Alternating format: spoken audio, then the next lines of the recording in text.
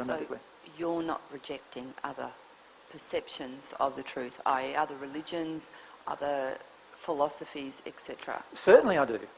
I do reject some of them. For example, the Christian faith at the moment in many countries still has the idea that you can go to war with people who don't believe the same things you do. Now, I reject that totally as the truth. Totally. Right? Now, I don't reject the Christians who practice it. Right?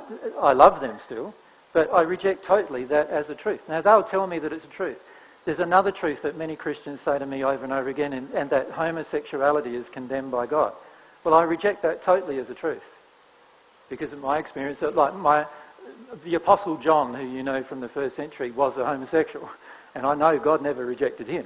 So the truth is that I know God accepts homosexuality under certain conditions, and the conditions are based on morals, right? Based on fidelity and other conditions, but there is certainly an acceptance there. So any Christian that comes to me and says homosexuality is wrong, I'm sorry, I reject that as not being the truth. And I will state that definitely. That is not the truth. And when you connect with God, every single person who does will eventually feel the same way. I can guarantee you.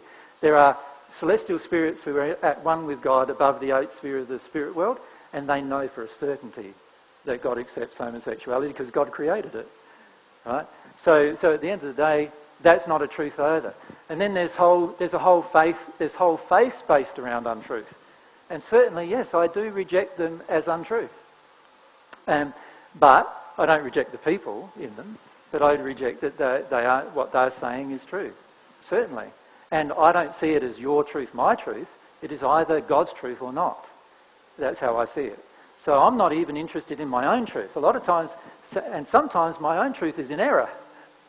And I'm not interested in that. I'm interested in seeing every error I have and then bringing that into harmony with God's truth as well.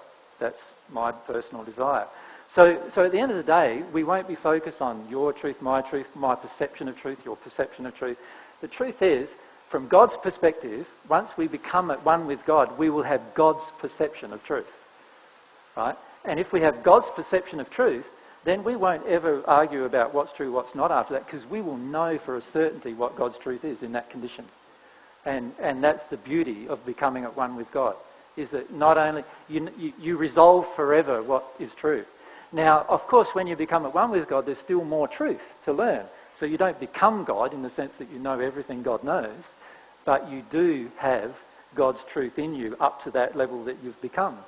And so you know for a certainty what is true, and you also know there's certain things to learn after that point about truth. So none of us are in a state where there's nothing to learn. All of us are going to be forever in the state where we're growing towards more truth, because God has the absolute infinite truth, and all I'm doing is getting more and more and more of that as I live my life.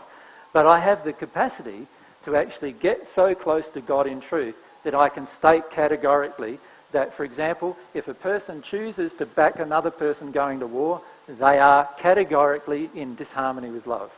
And I can make that statement in full truth, knowing that I'm making the statement that's totally harmonious with the way God feels on the subject.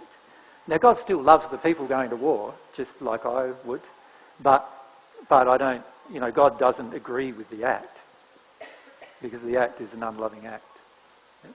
So that's the beauty of truth, is that once you start sort of relaxing a bit on your own viewpoints of truth and start really getting attracted to God's viewpoint on truth, then you can rapidly change. It's when we stay addicted to what we believe is the truth, or what we believe the truth to be, that's when we don't change.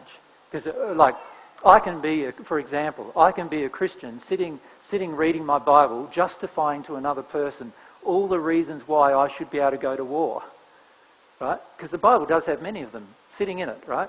And I can read, yes, God spoke to the Israelites and told them to go off to war against the Egyptians, So God agreed with the war. So I can justify that from that reading. But if I connect emotionally to love, I can't justify that reading at all. So the problem today is that many of us stay addicted to what we want the truth to be. So for example, if I'm angry with a certain race of people because of what they've done to me in some way, I will then want to justify my violent actions back to them. And so I can do all sorts of things in that place. If I'm angry with women, I can justify lots of rageful acts towards them, right, based on what they've done to me. But if I own my own emotions and I release those emotions and bring myself into harmony with love, can I now justify those things? Well, no. I will have to let go of what I want to be true and instead accept what is the truth. That God views women the same way as God views men. And that is that God loves both. And therefore I need to. So I need to get myself out of this angry, rageful place with women and into this place of harmony with them. So once I allow myself to see and not hold on to my own beliefs and see that I can change, then I'm not so addicted to even working out who's got the truth or not. I'm just absorbing all these truths coming at me, because the truth is every single moment in our lives, God's truth are hitting us all the time, and we reject it because of our emotional condition. Because we have certain emotions that go, no, I don't want to accept that, inside of us. And if we give up that resistance, what will happen is truth just enters us constantly as a result.